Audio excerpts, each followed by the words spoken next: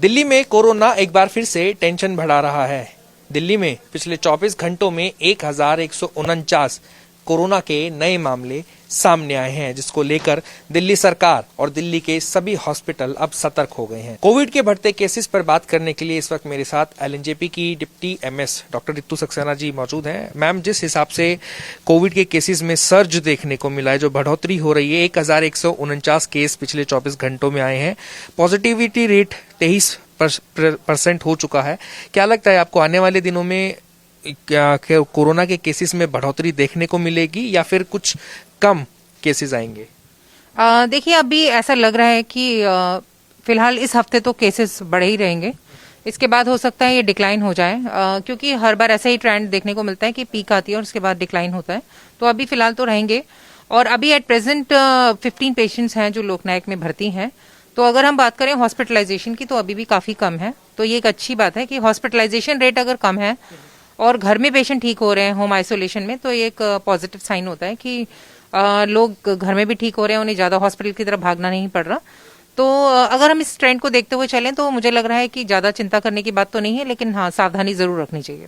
Ma'am, 3000 कुछ active cases हैं दिल्ली के अंदर टोटल, उसमें से 1995 जो है होम आइसोलेशन में है और लगभग 200 या 210 के अराउंड जो मरीज हैं वो हॉस्पिटल के अंदर है। मैम, तो क्या लगता है आपको कि जो पॉजिटिविटी दर है उसके अंदर कुछ कमी आई है पहले से, क्योंकि लोग जो है ज्यादा घर में रह करके ठीक हो रहे हैं? देखिए, अभी 26% तक तो पहुंच ही गया था पॉजिटिविटी रेट, तो अब थोड़ा सा कम हुआ है। लेकिन अभी भी लोग टेस्टिंग, अभी जिनके माइल्ड सिम्टम्स हैं या जिनको लग रहा है कि उनका घर में बैठने से उनको नुकसान हो सकता है या काम पे जाना बंद हो जाएगा, ऐसे लोग टेस्टिंग के लिए नहीं जा रहे हैं।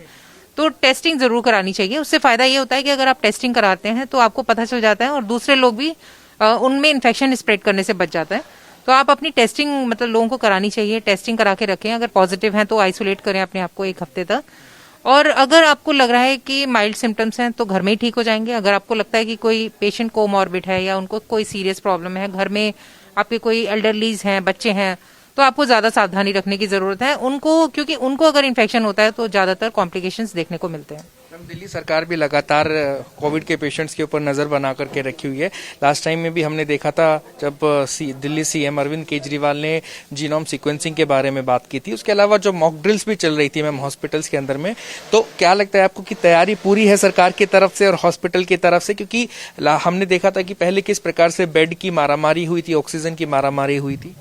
देखिए, इस बार तैयारी पूरी है। और वैसे भी जैसे मैं कहूंगी कि अब हम एक बार क्योंकि देख चुके हैं सेकंड वेव में कि क्या अफरा तफरी मची थी, इसीलिए गवर्नमेंट भी बहुत अलर्ट है और हम लोग भी बहुत अलर्ट पे रहते हैं।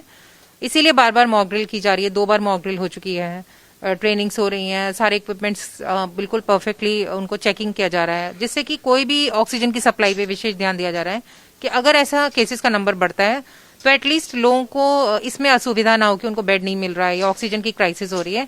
तो उसके लिए गवर्नमेंट के काफी कदम उठाए गए हैं सेकंड वेव के बाद, और हॉस्पिटल्स भी अलर्ट मोड पे हैं। तो मुझे लगता नहीं कि ऐसी प्रॉब्लम आएगी, क्योंकि सभी लोगों ने अपनी तैयारी पूरी कर रखी है। मैम, क्या लगता है आपको कि आखिरी सवाल है आपसे कि जो लोग लापरवाही अभी भी बरत रहे हैं, क्योंकि हमने देखा कि आम लोग जो हैं वो मार्केट में जब भी जाते हैं, भीड़ भाड़ वाले इलाके में भी, मेट्रो में भी या बसेस में भी जो ट्रैवल कर रहे हैं वो बिना मास्क के ही ट्रैवल कर रहे हैं, तो ऐसे में कितने ज्यादा चांसेस बढ़ जाते हैं संक्रमण फैलने के? देखिए, ज्यादातर हम ये देख रहे हैं, हमारे हॉस्पिटल में भी यही है कि जो पेशेंट ऑलरेडी एडमिटेड हैं उनको इन्फेक्शन होता है और वो फिर हमें उन्हें कोविड वार्ड में शिफ्ट करना पड़ रहा है। तो ये लोगों की लापरवाही है, क्योंकि जो पेशेंट एडमिटेड हैं उनसे ना मिलें ज्यादा। जैसे होता है कि एक रिलेटिव ही जाए पेशेंट के पास, वो अपने आप को थोड़ा संभाल के रखे, आइसोलेट करे, मास्क लगा के रखे, ऐसा नहीं हो रहा है, क्योंकि रिलेटिव्स बाहर जाते हैं, इन्फेक्शन लेके आते हैं और पेशेंट को दे रहे हैं। तो अगर ये गलती वो करते रहेंगे तो अपने पेशेंट को ही नुकसान हो रहा है, क्योंकि ज्यादातर जो पेशेंट्स एडमिटेड हैं उनको ज्यादा इन्फेक्शन सीवियरिटी के ज्यादा चांसेस रहते हैं। तो रिलेटिव्स को ये ध्यान रखना चाहिए। इसके अलावा जो लोग हैं उन्हें भी ध्यान रखना चाहिए कि मास्क का प्रयोग करें। क्योंकि एसिम्टोमेटिक और माइल्ड सिम्टम्स के जो लोग हैं वो घूम रहे हैं सोसाइटी में, तो उन लोगों से अगर आप बचना चाहते हैं तो मास्क का प्रयोग करिए। और उन लोगों को भी जिनको इन्फेक्शन है ऑलरेडी, जिनको कोई भी सिम्टम है, फीवर है हल्का भी या रनिंग नोज है या जो भी कॉफ है, तो उनको तो जरूर मास्क लगा के रखना चाहिए, अपने आप को आइसोलेट कर लेना चाहिए। और ये नहीं सोचना चाहिए कि वो तो ठीक है, उन्हें कोई दिक्कत नहीं होगी, लेकिन बाकी लोग जो उनके इन्फेक्शन में आएंगे और जो घर लेके जाएंगे, जो कोमॉर्बिड पेशेंट्स हैं उनको इन्फेक्शन देंगे, उनको ज्यादा सीरियस हो सकता है और डेथ भी उन्हीं लोगों की होती है जो कोमॉर्बिड है। तो मुझे लोगों से यही कहना चाहिए कि मतलब लोग मास्क का प्रयोग करें, सोशल डिस्टेंसिंग करें, भीड़ भाड़ वाले इलाकों में ना जाएं और अपने हाथों की सफाई का विशेष ध्यान रखें। तो दिल्ली के अंदर लगातार कोविड के केसेस में इजाफा देखने को मिल रहा है, जिसकी वजह से सरकार और हॉस्पिटल अलर्ट मोड पर है। लेकिन देखना दिलचस्प होगा कि आने वाले दिनों में क्या पिछले ट्रेंड की तरह इस बार भी कोविड का ये सब वेरिएंट अपने पीक को टच करने के बाद कम होता है और कितने दिन के बाद ये जो है कम होता है। कैमरा पर्सन आकाश के साथ कपिल गौड़, भारत एक्सप्रेस, नई दिल्ली।